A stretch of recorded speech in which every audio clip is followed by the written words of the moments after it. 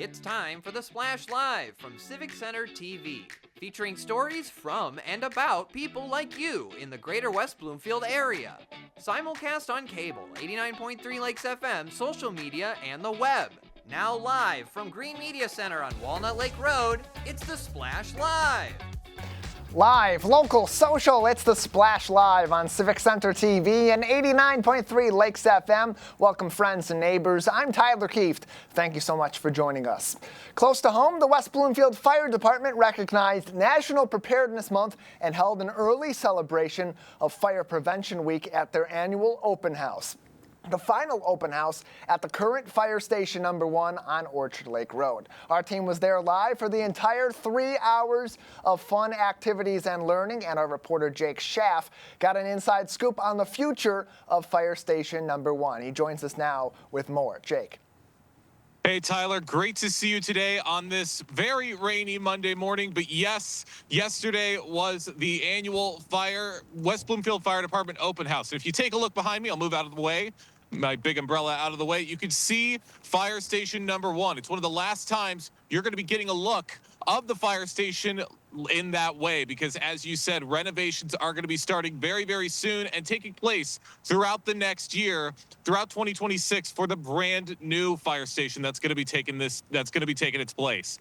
Before the open house yesterday, I had a chance to speak with West Bloomfield Fire Chief Greg Flynn, who talked about some of the impending construction that's going to be coming to West Bloomfield and about the feelings that this was the final major event at this West Bloomfield Fire Station 1. Well, it's very exciting for first of all, the annual messaging on fire is everyone's fight and fire prevention within our communities. But there's a lot of excitement building around the renovation and really what the station will look like, which we hope will be Open House 2026. We'll be right back here and in the new fire station. Could you describe a little bit on maybe what the new firehouse is going to be looking like? You're going to see a refresh on, this municipal building along Orchard Lake Road, and we're going to update it, bring some color into it, and really just make it part of the community with some additional elements with the training tower and just an overall refresh, a kind of a fire station 2.0. The needs are apparent, and they have been. It's been part of our capital improvement plan for years, so it's been something that has been building, and we've been kind of collecting data and ideas and for the renovation. So it's all been part of the plan, so we're right on target with the planning, and it's an important part of government is managing those resources and ensuring that we don't get to a crisis level, that we're kind of in front of that, and that maintains services to the community. What have you heard from residents who are really excited and really looking forward to these brand new changes with the fire department? Well, I think the residents we're gonna build that excitement probably in the middle of October, once we get in front of the board with the full proposal, and in that public hearing, residents are welcome to join us there. They're welcome to have conversations leading up to it. But at that meeting, October 20th, that's going to be where the green light really becomes very bright. The dollars will be approved, the plan will be approved, and it'll be forward. There's a lot of memories that are connected to this space, but what an opportunity for new memories. What an opportunity to show the importance of a building like this in the community. You're designing a large, building like this that has a multitude of operational aspects. There's some nerves with that. You want to get it right. The taxpayers trust us with those dollars. We want to get that right, and we want to future-proof it. We got to be thinking decades into the future as to what some of those needs are, and we got to build all those design elements in. Are you looking forward to the future? I very much am. I think the future is very bright for the WBFD. This community has a lot to be proud of with their paramedics, their firefighters here, our fire prevention role, our mitigation of hazards, our disaster response. There's a lot to be proud of in West Bloomfield. There certainly is a lot to be proud of, as Greg said. And I mean, Tyler, if there's a way to cap off such an incredible run like this building had, yesterday was certainly the way to do it. You and I were both out there. We had a great time interviewing so many incredible people, all out there to support the West Bloomfield Fire Department. It was a great day, and I cannot wait to see what's to come with this brand new building in just a year. Can't wait to see it. And if you missed it, you'll be able to tune in to that 1 p.m. each day throughout throughout the week with the exception of Thursday as a result of a replay of the West Bloomfield Parks and Recreation meeting that will occur on Wednesday night. But all that's also available on demand as we speak on CivicCenterTV.com and on our YouTube page. Jake, we'll have more from you in the coming weeks on Fire Station number 1. Thank you for joining us live out in the field today. Absolutely. Thank you, Tyler. Jake Schaff live at Fire Station number 1, 2 consecutive days. He was with us throughout the entire 3-hour broadcast on Sunday at the Fire Department Open House on demand, CivicCenterTV.com, and there as well to kick off your work week. For more updates along the way on the Fire Station number 1 renovation project, join us right here on the Splash Live and join us on CivicCenterTV.com and follow the West Bloomfield Fire Department on their Facebook page at WB Fire Department.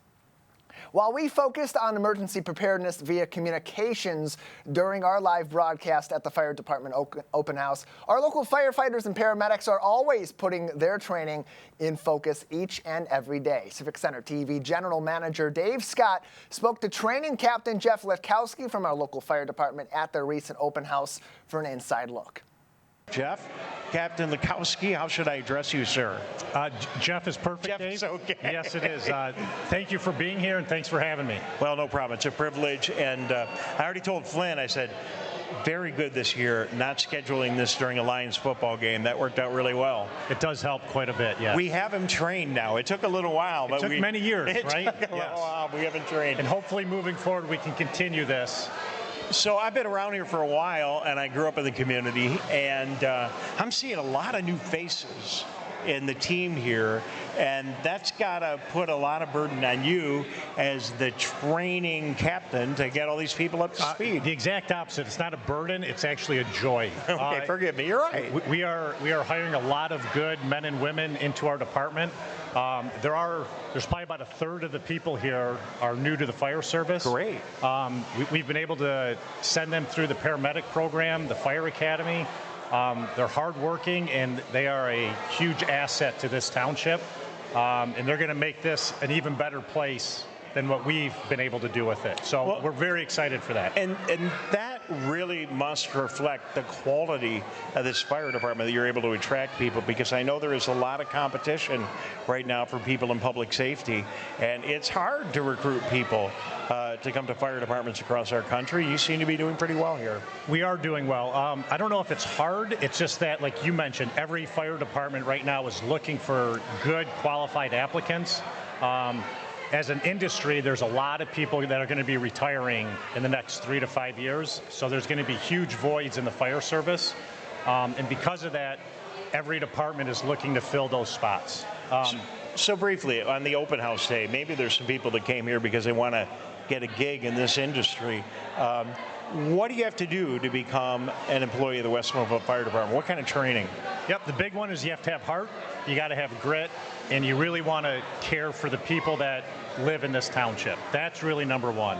Outside of that, we require our firefighters to be paramedics, which is about a 2 years worth of schooling. Every single firefighter is a paramedic. Is a paramedic within Okay. West Bloomfield. Outside of that, we require firefighter 1 and 2, which is an academy style at any of the local community colleges.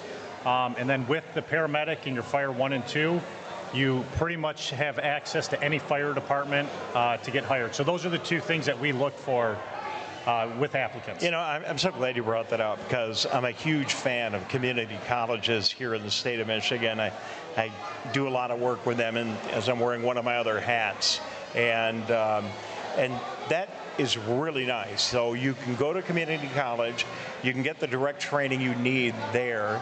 Doesn't necessarily require a 4-year degree. I'm sure you could do that if you Correct. want, right? And then you have the option to engage in this industry, and I don't know, something really cool right now. I mean, you know, firefighters seem to be, it just seems to be a profession that is, I'll say it, a little sexier. More people want to get involved in it. It's a profession that it seems to be of very high interest to a lot of people. It's really a calling, right? So whether it's the fire department, the police department, it really takes an individual that likes to work hard, they have grit, and they truly care about people they don't know. And when you got those three things kind of coming together, you get an individual that just has passion and dedication and truly wants to be the best that they can be. You keep saying these things, and it sounds like a football team to me. And I imagine to some degree, you do build a high level of. But we win. Well, you do. Now, wait a minute. That football team right next door has got a perfect record, and that football team that plays in downtown Detroit, they're doing pretty good, too. That is true. A quick shout out to the West Bloomfield High School football team. Oh, my goodness. And their excellent record out there. Please keep it up, gentlemen. And be sure to tune into all the games right here on Civic Center TV at Lakes FM. So does training continue through your career, or is it something that you get when you just sign up? It's really your whole career. So you do the initial Fire 1 and 2 at the community college, and they give you the basic firemanship of how to do the job. But the real training comes in once you get hired, maintaining the proficiency and the competency of all the skills that we have our firefighters do. So they have to be able to pull hose, be able to extinguish a fire effectively and safely, put ladders up, be able to carry people, be able to, you name it, we pretty much do it. So the training is ongoing. Up until the day you retire, our firefighters are out there training and trying to become more proficient in everything they do.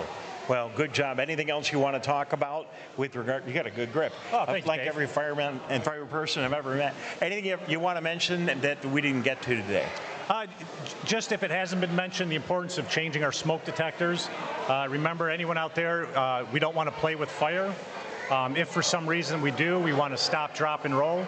And just the fact that Dave here at Civic Center TV is one of the better announcers here. Announcer, is that a correct term? Sure, I'll take that. And we'd just like to thank you for coming out here today and kind of showcasing all the stuff that we're doing.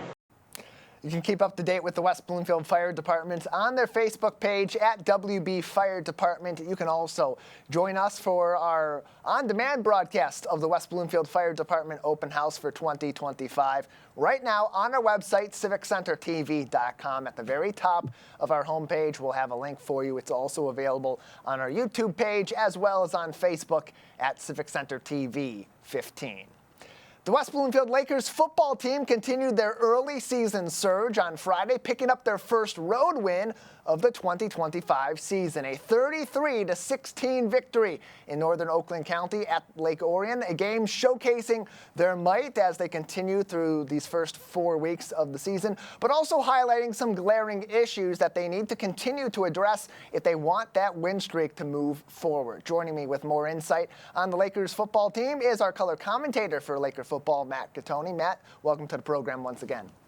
Yep, thank you for having me. Glad to have you on, as the Lakers had really what looked like their first big challenge of the season outside of some of the games you'd expect, like Rochester Adams in the early portion of the season or Clarkston later on in the season. That Lake Orion game, on paper going into it, looked like one where it was going to be all Lakers from the start to the finish, maybe another mercy rule game, which would have been the third in the first 4 weeks. Very different in those opening, really 24 minutes of that ball game as Lake Orion seemed to hold their own. Yeah, that's why you really got to look at that second half and really the end of the second quarter as, really something to hang your hat on for the Lakers. That's one thing they haven't really had to deal with this year, aside from the Rochester Adams game, is really playing close games of football and playing from behind. They were trailing for a good portion of the first half, and we really saw how, come mid to late second quarter, how they kind of flipped the switch and turned things up and how the final score ended up being.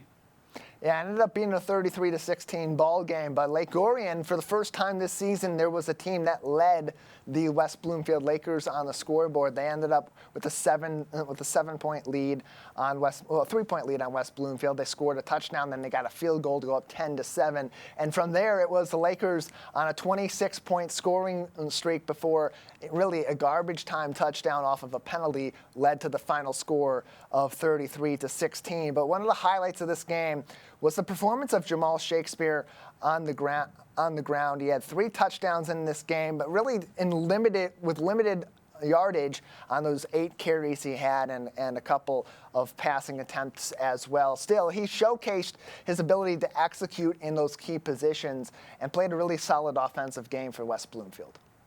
Yeah, and for most of the season, we've kind of looked at Jamal Shakespeare as that guy for the Lakers offense that, push comes to shove. They're going to lean on him to, do the dirty work or get the ball moving if they can't get anything going on offense. And that's what you saw in this game. Things kind of got tough. They leaned on Jamal Shakespeare, and they ended up getting the win. 5 touchdowns on the ground for Jamal so far this season. He is leading West Bloomfield on the scoreboard so far through these first 4 weeks. Been such a key player for them in combination with Jackson Carver, who continues to take the majority of the snaps at quarterback. 5 for 8, 82 yards passing at Lake Orion. Really, this was a game dominated on the ground for West Bloomfield. 128 yards rushing, but as much as that was a factor, we can't discount the play of this West Bloomfield defense. Once again, getting to the quarterback, getting to the ball carrier, forcing turnovers, and then the special teams also executing really well, including Bryce Tillman-Jones, who had a very long kickoff return against Lake Orion, as did Obi Duru, his longest of the game being 74 yards that set up that opening touchdown in the first couple of minutes from Jamal Shakespeare. Yeah, really the intensity of both those units is kind of infectious for this entire team, and really what drives this Lakers team, it seems like. They come out and they play physical, they want to hit, and it just seems to set the tone for the entire game.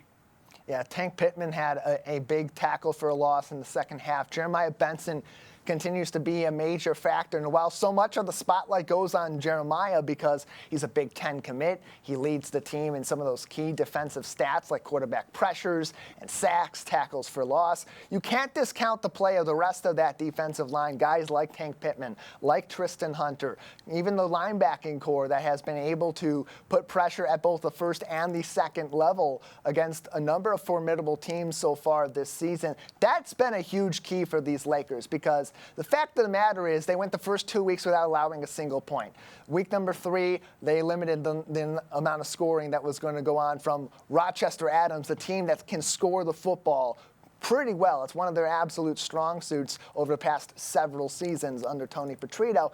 And then in week number 4, all things considered, they gave up 10 points throughout that game. Those last 6 were on a play that really came off of a penalty as time expired and gave Lake Orion a second chance. And it seemed like the Lakers took their foot off the gas. So as much as we want to look at the number of points West Bloomfield's put on the scoreboard in these first 4 weeks, it's really been that defense that has led them to this point. Yeah, and you mentioned Tank Pittman, and he is just a crucial piece to this defense that allows the edge rushers like Gray and Robertson to play as well as they do.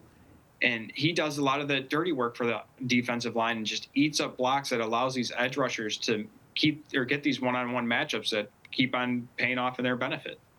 Yeah, this team has continued to play excellent football in all 3 phases. Part of that has been, for the most part, limiting penalties. Really, the only time we saw that creep up on them as being a major issue was in week number 2 against Southfield A&T, but again, became an issue in this game against Lake Orion. The difference was they answered back. After those penalties gave Lake Orion an advantage, West Bloomfield was able to limit how much of an advantage that was, and then consequently on the other side, when Lake Orion had penalties against West Bloomfield was able to turn those into a compounding benefit for them and put points on the board. One of those is a really good thing, something you want to carry through the entire regular season, and definitely as you play against the best of the best in the MHSAA, the other could be something that costs you football games.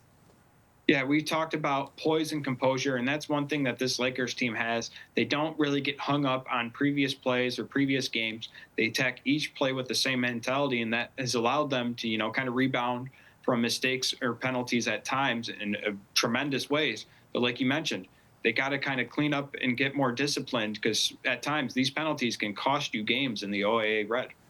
The Lakers are 4-0 after their 33-16 victory in week number 4 against the Lake Orion Dragons, their first win on the road in 2025. And this is their first 4-0 start since 2022, Matt. Only their second 4-0 start in the last 10 seasons. The last time that they did it prior to 2022 was all the way back in 2015. It was part of that catalyst in the first few years of the Ron Bellamy era, where the Lakers turned the tide and became statewide contenders for several years, making it to the state title game, being the runner-up in 2017, coming back in the COVID season in 2020, and taking home the state title. Now it seems that the Lakers are pointing back in that direction, but as they go into the middle portion of this season, we're really going to see if this Lakers team is for real or not. Their next 3 games, it doesn't get any easier as it goes along.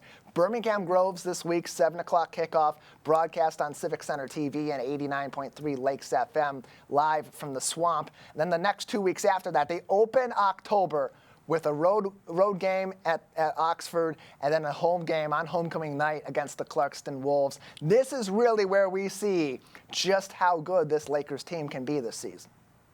Yeah, and these next 2 games are particularly interesting to me because last year, Groves ran the football and just kind of pushed around West Bloomfield in the trenches. So it's a bit of a revenge game for the Lakers that, they have to remember that game from last year, and having it at home this year, a chance to, get some revenge on Birmingham Groves. But then Oxford, that's definitely a game to look at because historically, Oxford's kind of been a tough matchup at times, and going to Oxford can be it's a very tough place to win at. Yeah, I call that every single time we play Oxford, home or away, especially on the road at Big Blue. It's the Big Blue trap game because whether they are an OAA championship contender like they were last year, ultimately taking the tiebreaker and becoming, for the first time, the champions of the OAA Red Division in the 2024 regular season, or they're having a down year. It's a team that always plays hard for 48 minutes. They play really solid team football. And if you let off the gas against a team like the Wildcats, that could be a game that sneaks up on you and you could end up losing. As of right now, West Bloomfield is at the top of the OAA Red Division. They're 2-0 in the red, while Clarkston is 1-0. They also have a tiebreak in overall record at 4-0 with Clarkston at 3-1 right behind. So it's a 2-horse race right now in the OAA Red Division, but a couple things change. West Bloomfield picks up a loss in the red. Clarkston picks up a win in the red, and West Bloomfield maybe perhaps has a bad game this week against Birmingham Groves. All of a sudden, we're back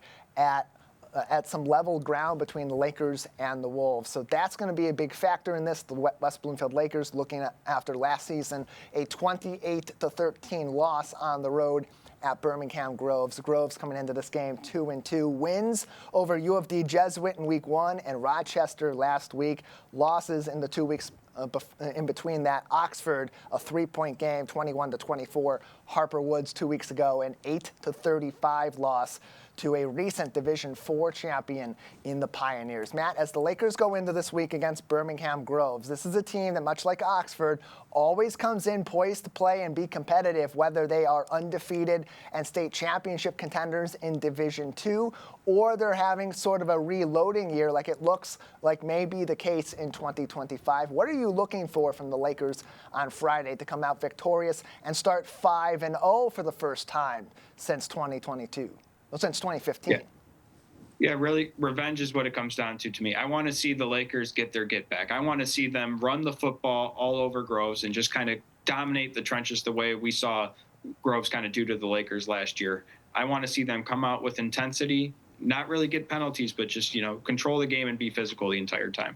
They got to play an excellent 48 minutes of football, get back to that disciplined play we saw a couple weeks ago at the Swamp when Rochester Adams came to town. When all the big lights are on you and you're the regional game of the week, you played some of your best football in a number of years in an uber competitive game against Rochester Adams. Last week ultimately took care of business against the Lake Orion Dragons, but there was a lot to be left to desire from the Lakers in still a lopsided win. Matt, thank you so much for your time as always. Yeah, thank you for having me.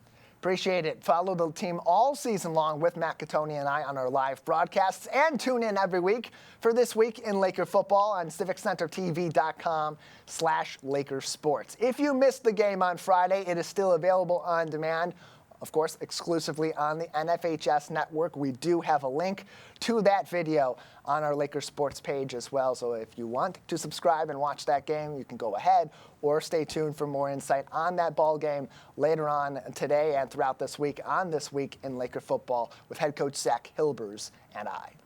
The West Bloomfield Fire Department was in the spotlight over the weekend at their annual Fire Department Open House, with tons going on in the community and big changes on the way at Fire Station Number 1. Our team's Dave Scott caught up with Fire Chief Greg Flynn to dive into what's going to be a very busy couple of months ahead for the local fire department.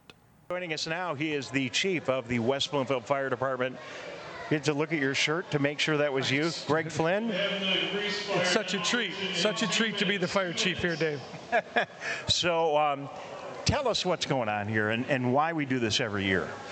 Well, I think the overarching theme is that fire is everyone's fight. And this is an opportunity to bring the community together and see just not the resources, the fire trucks and the fire gear and our friends in law enforcement and some of the things they use, but fire prevention. Fire is an important part of our lives. It warms our homes, it cooks our food, but left unchecked, it can be devastating and immediately change lives and have an impact on lives for the years to come. Well, I was just saying a minute ago that grease is okay and a fire is okay, but a grease fire is definitely not. Well, you know, and Lieutenant Inspector Donovan's going to do that demo, and people are always amazed when that water hits that grease that the fire, you know, is 10 times bigger than what it was had you done nothing or simply done the right thing by simply covering the fire with a lid. All right, so in our homes, we definitely want to have a fire extinguisher. We want to know where it is, right, and have it available, correct? For sure. But there are other things that we need. I mean, our fire extinguisher, would that put out a grease fire? So remember, we have the fire triangle. So we have heat, we have the fuel, and we're going to have oxygen. And so anything we can do to break that triangle somewhere along the way is what's going to do that. So the fire extinguisher is actually taking away the oxygen. It puts a blanket over that and smothers the fire out. So I think we're going to be competing with this as he goes through. Okay. So our mics are real close. All right, very good. You can't hear, but they can hear us. Don't worry, it's okay. Very good. So I think having a fire extinguisher is important. I think that having working smoke alarms that we check, you know, and so many of them now, Dave, are connected. So in my home, there's I think they call it a Bluetooth web or network that all of those smoke alarms are programmed. So the one near my kitchen, I program it as kitchen, and when any of my smoke go off, it tells me basement, kitchen, nice. Bedroom. So now we know where the fire is, and then we would execute the escape plan. And I think we think of escape plans only for kids. And I'm going to tell you, my youngest is going to be 19 this year. When I moved him into his dorm at East Lansing, Go Spartans, I went over the escape plan with him. This is where you're going to get out. If this is blocked, this is your secondary egress. You're never too old to have an escape plan. And I think that's, again, a message that we bring out here in Fire Safety Month, week. Every day is Fire Safety Day, is that we all have a responsibility. It is exceptionally loud in here. I will give you that. Maybe we can work on that before the day is over. But so how do you make that decision? Is there and maybe it's different in every case. But how do you make that decision? Fight the fire or escape? You know, we strongly encourage people just to get out of the house and let us come in and put the fire out. But I think the practical side of us comes in, and when I'm sitting there looking at a small fire on my stove, and I have a lid right there, and I can just simply slide the lid over, I'm going to do that. And we want our citizens to think critically. Sure. We don't want an excited response or grab this fiery liquid fuel and try to move with it, and as you spill that, if you were to spill it, it'll spread the fire. So it's making good decisions. You know, an item that comes up often in discussions are these fire blankets that you see advertised. That's what I was thinking about, yeah. And if we use the fire triangle again, it makes sense. The challenge with a fire blanket, with the lids, once we cover it, we just don't peek. Don't look at it, because as soon as you lift that blanket, you add the oxygen, and the triangle comes back together, and the heat and fuel are still there, and it reignites, and it can be even more dangerous. Well, I don't know if we saw that over the corner of Greg Flynn there or not, but they just put the fire out, the grease fire out outside, and great team. They know what they're doing. Yeah. You know, I'm glad that they were able to do that and show people. I've had that happen on a barbecue. Of all the places, you know, you're outside, you're a little less worried outside your home, but you get a serious grease fire in a barbecue on your back deck, that can turn into a problem real quick. And I would encourage, if that was them, they just put the lid on it. Yeah. Yeah, I would put the camera on that, because what they're going to show is when somebody puts water on that and what happens to the fire when you do that, and how the water, if you were to pour water onto grease, you immediately see it separate and disperse. It's not going to put that fire out. What it's going to do is spread it, and some of that water vapor is going to go up, and it's going to take oil with it, and that oil is going to ignite, and you're going to have fire everywhere. So we try to demo these types of things at the fire open house, so people realize, like, hey, I won't do that. They showed me what not to do, and they showed me that if I was to throw that water on it, and my cabinets, my wood cabinets, my veneer cabinets, all combustibles, my curtains, all those things nearby, all of those then spontaneously ignite and now we have a full-blown kitchen fire. All of it from a small fire contained within what we would say contained within a cooking vessel. That's how we code those fires, when we keep it inside the cooking vessel. It's so good to talk to you, because I was just thinking on the way over here today of all the video packages we put together over the years. I've been at Civic Center TV covering heroic events by the fire department, things that would have been so much worse had you not responded. What is it like to be on the front line for your crew and yourself in fighting these fires? When you get to a home, it's deeply engulfed, there are people there, and moments really count. Well, I think it's something that maybe our residents, it's good. I don't think that they are expected to completely and fully understand our emergency operations, but you know, the team that is on duty, our operations team, and the way that we deploy services inside of the 4 communities served by the WBFD, Dave, it is really remarkable that you don't see more headlines, and it's because of the quick and rapid intervention and the pre-planning and the training and the courageous professionals that, you know, and here they go. They're leaving the station right now, going on a call. So there's a call coming out of this station right now. Well, there's probably multiple calls, and now they're pulling out of this station because we bring a lot of resources because we want the residents to see it. But even if you were walking the grounds here, things are set up to deploy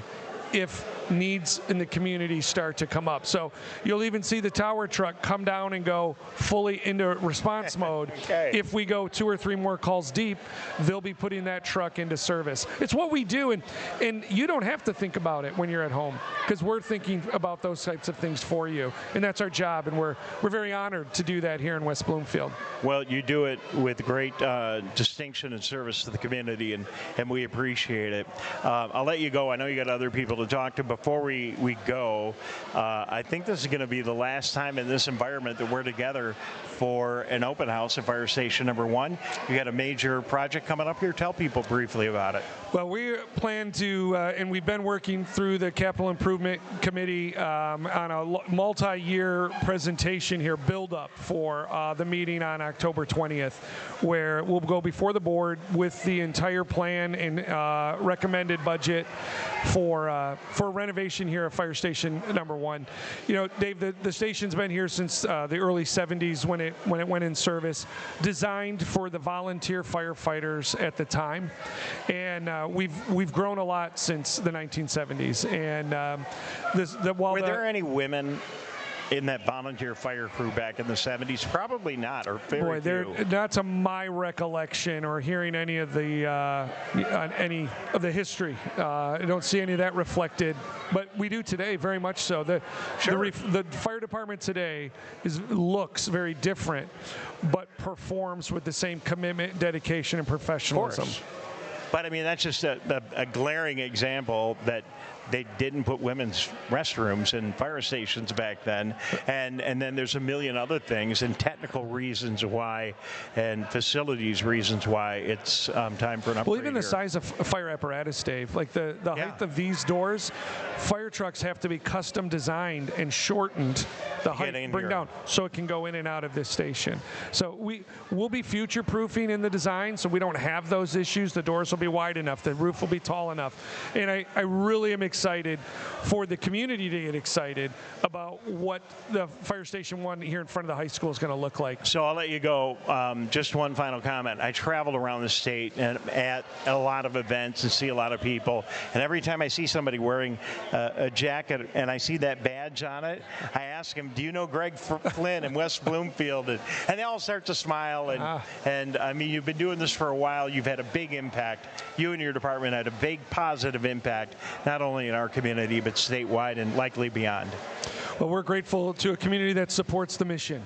And there's one thing that this community has always said to their public safety, specifically to the fire, rescue, EMS, and they've said yes. And that's what the men and women of the WBFD step into when that bell goes off and the lights come on. They're ready to respond, and we take a great deal of pride and honor and have the privilege of serving West Bloomfield, Kego, Sylvan, and Orchard. You can see all of our segments from the West Bloomfield Fire Department Open House on our website on civiccentertv.com, and tune in throughout the week as we'll show you more of those individual interviews and special conversations that we had on Sunday at Fire Station Number 1. In the meantime, keep up to date with the West Bloomfield Fire Department on their Facebook page at WB Fire Department. As many clear out the clutter from their homes, their giveaways may just become a neighbor's new treasure. With help from Spirit of Grace Church, their fall community yard sale is on Saturday, September 27th from 10 a.m. until 2 p.m. And joining me with even more information is Pastor Joyce Partica-Steib. Pastor, thank you for joining us on the show today. Thanks so much for having me. Yeah, happy to have you on to preview your community yard sale. That's not just for those in your parish, but for the entire community. It's open to everybody and happening just this weekend. Absolutely. So we're really excited about it. We're welcoming the Taco Hub taco truck for the third time at this event. They serve the most delicious and greatest food I've had out of a taco truck. And so we're really excited to have them. They'll start setting up about 10:30 to be ready to serve at 11. And then we'll have a bake sale on top of that. And so people from the congregation and the community are baking things so that you can come get dessert and not have to cook that day or that evening. And then if you want to help support the church even more, you can either donate items to be sold by the congregation, or you can buy a table or rent a table or a spot that you could sell your own items. And that's what's great about this, too, is it gives people an opportunity to be buyers, to be sellers, but also to help the church out directly by making either all their items or all their proceeds go back into your parish at Spirit of Grace Church. And so these options open up to everybody fairly early on. They continue on as we approach the Saturday date for this event. Is there a deadline for people if they want to get involved with a table, renting a table, buying a table, or donating, to get that information to your team? So the tables are only available as long as we have tables to set up or to rent. So the sooner you get into us, the sooner we can tell you whether or not we have that table available. You can certainly bring your own table and save that $5 from the price and set your own table up. That's fine too. We've had people do that. So there really is no deadline. We'd love to just see you come out anyway. More information can be found. We'll put a graphic back up there throughout this interview. There's a QR code in the bottom right corner. If you scan that, it'll take you to their website where you can find all the information that you need on this event happening Saturday, September 27th, 10 a.m. until 2 p.m. at Spirit of Grace Church in West Bloomfield. Pastor Joyce Partica-Steib is with us on the Splash Live today. It's not only an opportunity for people to declutter a little bit, maybe make a little bit of money themselves in selling their goods or donating to the church. It's also serving as a fundraiser for the church community as well. Pastor, what do these proceeds go toward to help in your So in your this parish? really doesn't help the church at all financially. Okay. What it does is help the ministries that we do. And so we have a community Christmas dinner that we serve on Christmas Day. The proceeds from this will help go to that. We also put together Thanksgiving boxes for food, Easter boxes for food for some of the families in our community. And so this helps support that endeavor as well. And so really it helps our community action team be able to continue to serve the community in all the ways that we do. And you market this as being not just a yard sale and a bake sale, but a fun community gathering as well. So even for people, if they're not looking to add something new or find a hidden treasure at this event, or they're not even looking to clear out their belongings, why should anybody, whether they want to do some shopping or not, attend this community yard sale this weekend? First, I love to see what the community has to offer. There are so many great gifts. And so some people bring their own crafts that they're selling. Some are decluttering their home. And it's just a great time to see what the community has to offer to each other. The second piece is I think anytime we can get together to be community, it's great. I think we have so much that divides us and so much in this world that can tell us that we don't need to be together, but we certainly do need to be together. We need to be with each other, and just getting out and having that time together to see what other people have to offer and just to get out of our houses and see the world around us, I think is a great thing. And third, if nothing else, it gets you out of the house so that you don't have to make lunch or dinner that night. Yeah, it helps with those activities too. It helps you get out of the house on the weekend, find something to do if you're bored. If it's kind of gloomy outside, you're able to go and enjoy some fun community time with Spirit of Grace Church and many here in the greater West Bloomfield area. And it's pretty surprising too. I've been to a few of these different yard sales or community garage sale events. It brings a lot of people out, quite a surprising amount. Yeah, it really does. And at Spirit of Grace, we have a focus of not just being a congregation, but a congregation where people can gather and be together.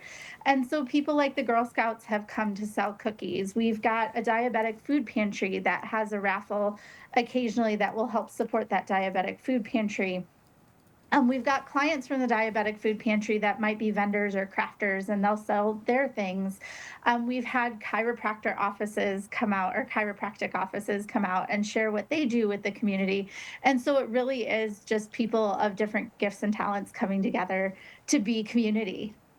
You can find more information by calling Spirit of Grace Church 248-338-3505 or send them an email, office@spiritofgrace.church for more information. Their fall community yard sale Saturday, September 27th from 10 a.m. until 2 p.m. Pastor Joyce Partica-Steib is with us on the Splash Live today to talk about that. Joyce, I know that this is your fall community yard sale, but it's not something that's limited to just once a year in this fall. You hold a couple of these throughout the year, so if people can't attend now, can they expect more of these as we get into 2026?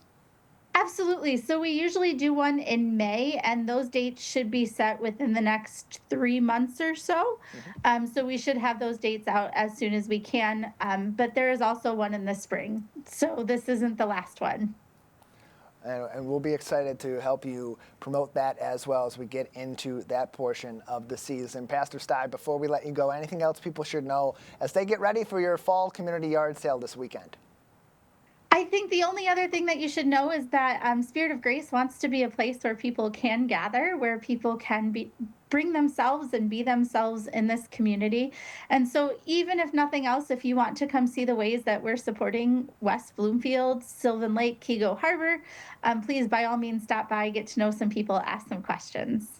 More information can be found on spiritofgracewb.org, their new website, spiritofgracewb.org, or scan that QR code on your screen as we speak. Pause the video, scan the code, and get all the information you need to register for this fall community yard sale or just to put it on your calendar so you can attend this weekend. Pastor Steib, thank you so much for your time. Thank you so much for having me. Once again, spiritofgracewb.org is their website for more information. The Fall Community Yard Sale, Saturday, September 27th from 10 a.m. to 2 p.m., 2399 Figa Avenue, right here in West Bloomfield Township. September is National Preparedness Month, putting an emphasis on making sure that you are ready for any and all emergencies that may affect your household or your community. I spoke to arguably our most prolific local expert on safety and preparedness, former police chief in West Bloomfield and current West Bloomfield Township trustee Michael Patton, right here on the Splash Live for a little more insight. Former chief, welcome back. Good morning. Glad to have you on, Trustee Patton, to talk about emergency preparedness, something that you have had a strong role in helping our community be ready for many years in your capacity with the West Bloomfield Police Department. For individuals and their families in our community, how important is their own emergency preparedness in the full scope of how our local police, fire, EMS, and other emergency apparatus factor in when an emergency hits? Well, I think, Tyler, thanks again for inviting me on this morning. You know, I brought up at the recent township board meeting, in addition to the other recognitions they are doing for Suicide Prevention Month and other recognitions, that September is National Preparedness Month. And I think that is something that we need to focus on probably a little bit more in the community. We're fortunate that we've not had widespread or frequent emergencies or widespread kind of catastrophes within the community. But I think it's always best to be prepared. You know, if you fail to plan, then you're planning to fail. And I think that's what we need to concentrate on a little bit more sometimes. When you're looking at preparedness, you don't have to go full tilt survivalist, prepper kind of mentality. But I think there's some basic core things that we encourage our residents to do. And one of the first things you need to do is to have a plan in place. You need to sit down with your family members or important others in your life and sit back and say, what if? What if this happened? What if there was a tornado? What if there was a protracted power outage? What if the water, we had loss of water? We've seen those kind of things happen, at least sometimes in the recent history in West Bloomfield. But it's good to have a plan in place to talk about what you'd have. And those plans need to be perhaps unique to your family. Do you have children? Do you have pets? Do you have elderly residents in your home? Do you have people with infirmities or disabilities that need to be considered? That if we had to stay in the home here for a protracted period of time, how would we get along? How would we be able to sustain our life and health within the home? And I think those are important discussions to have.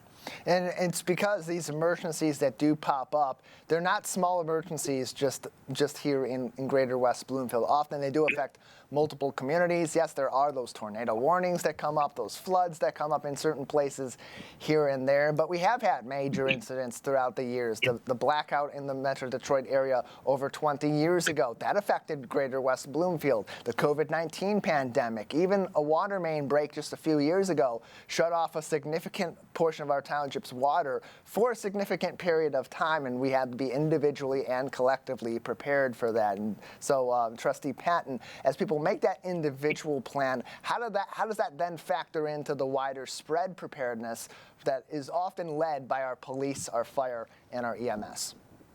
Well, look, there are always going to be public safety services that are out there working, perhaps working harder when an emergency happens. I think one of the things you need to do is to stay dialed in to understand that when something is tipping off, that you are alert and then you can activate your plan in place.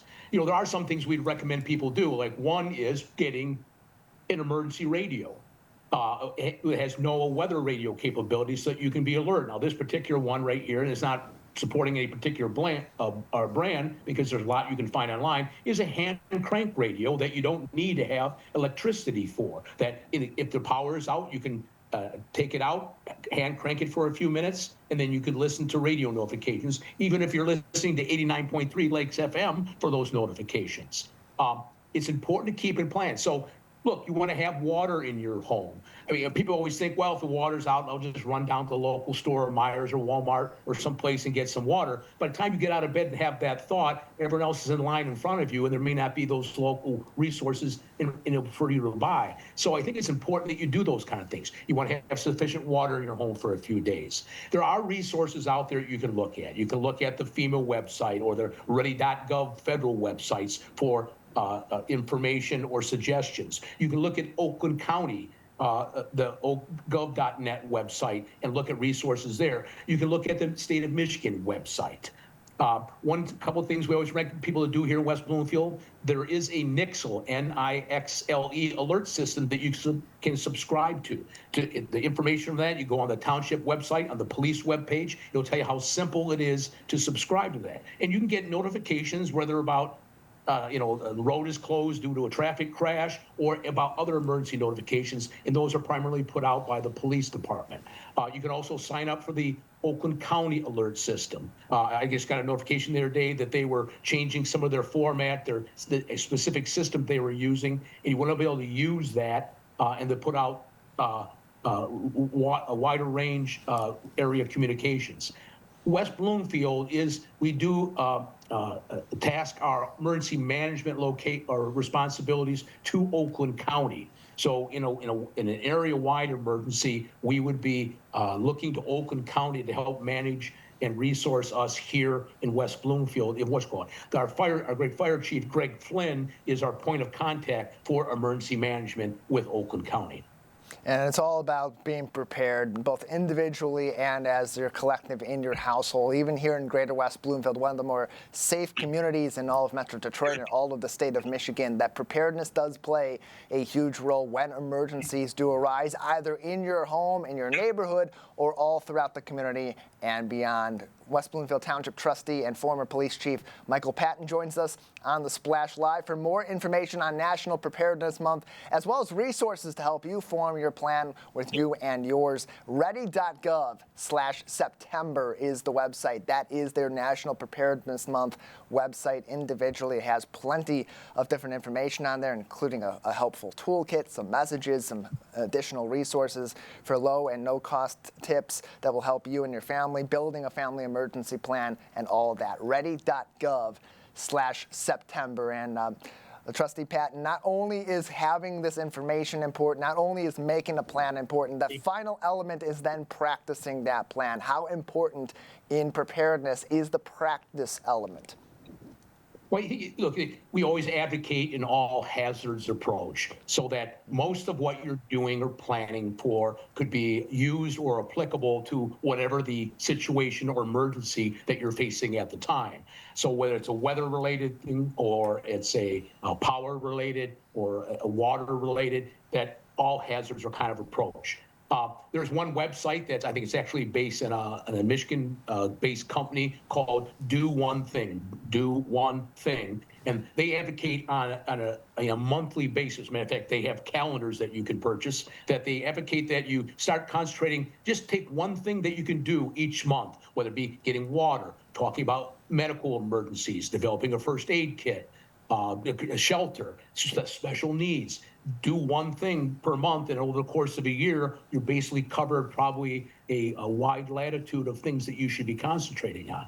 Look, you mentioned earlier about the police and fire, and yes, they'll be very active in the community along with other resources in any kind of emergency. But it's important that you develop with your family, whether at home or at work, some resiliency. Because yes, government will be there to start managing and bringing containment and closure to whatever the emergency is, but you need to be, as an individual and as a family, and perhaps as a business, you need to be resilient. And you'll be able to survive and outlast the emergency basically on your own, maybe regardless of whether or not emergency services are there to help you.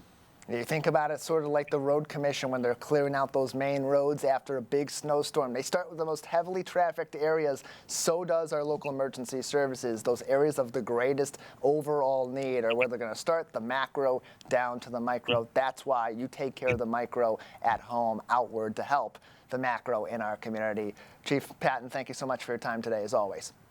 Thank you, President. For more information, including emergency updates in Greater West Bloomfield and some more preparedness information and action items that you can take into effect in your home, stay tuned with us right here on the Splash Live. It's a major landmark in West Bloomfield, nestled in the middle of Orchard Lake. Recently, residents got a chance to take a special preview with the Greater West Bloomfield Historical Society and explore the wonders of Apple Island. We sent reporter Jake Schaff along on the journey. If you're looking for someplace that is rich in history in Greater West Bloomfield, look no further than Apple Island. Every year, the Greater West Bloomfield Historical Society takes several lucky residents from Greater West Bloomfield to stop by Apple Island and to learn about the vast and rich history of the island from over 100 years ago. It has been an absolute glorious, fantastic day out here, and most of our visitors are first-timers, so to see the look of awe and wonder in their eyes, to spin around and see nothing but beautiful nature with a gentle breeze and no mosquitoes. They're loving it, and they get to learn the natural beauty of the island and also to learn the historical background, too. What would you say are some of your favorite parts of this whole place? I think being surrounded by nature in a very peaceful... I've been here in freezing sleet rains, I've been here in snow, I've been here in sweltering days, been here with mosquitoes. It's always an incredible experience. Being here today is just beyond perfect. I've been doing this for at least 40 years, and I love it. I thought it was awesome. It was a beautiful day, first of all, and being able to hike through the woods and talk to the docents and have them answer our questions and learn about all the history of the island was very cool. Well, I think it's really important to understand the history in the area that you live in, and hopefully by learning the history, we can all be more conscious of preserving the area and taking care of the land that we all live on. My ancestors, the Campbells, bought the island in 1856. They were Scottish immigrants. They came to Detroit in 1842, had a dry goods store in Detroit, and this was the equivalent of going up north in the 1850s. They bought the island in 1856 as a summer getaway. I think the Campbells in particular would be so gratified to know that it's a nature sanctuary today. We all can be out here enjoying it, and it's the same things that they were enjoying about it 150 years ago. So I think that is very remarkable. With the chances to come to Apple Island being so scarce nowadays, how special are these trips in really showcasing these wonders to the people of Greater West Bloomfield? It's crucial. You know, this tells the story of our history out here. It tells the history of the land. It tells the history going back from the glaciers. Mostly we like to showcase the native people that lived here. And if we don't keep telling our stories, the stories will be forgotten. So to be on such a beautiful wildlife, incredible island, it's so important that people learn it, and the elder people and their offspring and the little kids, that they continue the stories of Apple Island and the stories of native life. These tours need to continue, and that they are for the community and by the community, and so we hope that these will be able to continue in perpetuity. As long as Apple Island is here, it will always be home to several different nuggets of history for everyone in the Greater West Bloomfield community to learn. A big thank you to the Historical Society for putting on this incredible event every single year and for preserving the history of one of Michigan's most beloved locations. For Civic Center TV, I'm Jake Schaff. We're not done yet following the Greater West Bloomfield Historical Society as they look through our deep and storied history in Greater West Bloomfield. You can join along on their website, gwbhs.org. That's our show. I want to remind you that television that's close to home is always online on civiccentertv.com and across our social media. Big thank you to our entire team for making this show possible, and of course to you for joining in. For our entire crew, I'm Tyler Kieft, live, local, social. It's The Splash Live on Civic Center TV and 89.3 Lakes FM.